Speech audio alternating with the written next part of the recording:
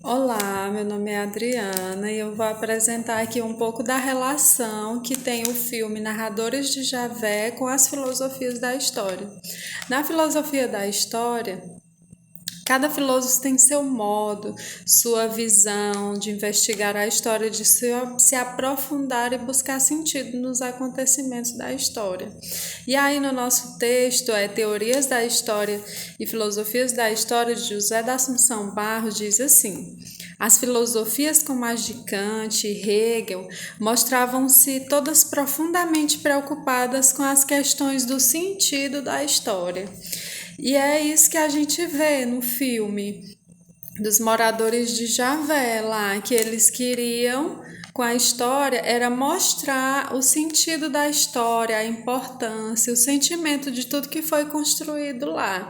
Outro ponto importante que também está relacionado com a filosofia da história é que lá no filme a gente vê que cada um ia contar a história, mesmo que fosse o mesmo momento histórico, eles contavam de maneiras diferentes, cada um contava de um jeito, entravam numa teima, um dizia que foi assim, foi desse jeito, o outro dizia é mentira, mas eu estava lá. E aí, isso também se parece muito com a filosofia da história, né? No texto, Barros diz também assim, ó, a filosofia da história de Kant é só de Kant, e aquela outra é a filosofia da história de Voltaire ou de Hegel. Isto é, realizações pessoais destes filósofos.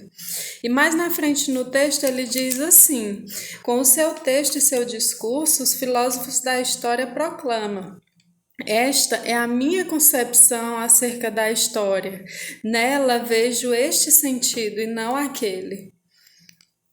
No filme, a gente vê que eles queriam escrever a história do lugar com seriedade e tudo mais, mas acabaram mostrando a história na concepção, no sentido que cada um viveu, né? Outro ponto importante também é que a filosofia ela não é algo científico, a filosofia da história, né?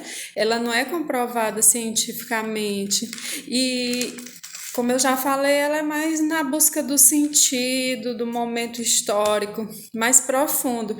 E lá no filme, se eles pudessem, eles até teriam comprovado cientificamente, mas eles não tinham como comprovar tantos acontecimentos e a importância sentimental que aquele lugar tinha para eles, né?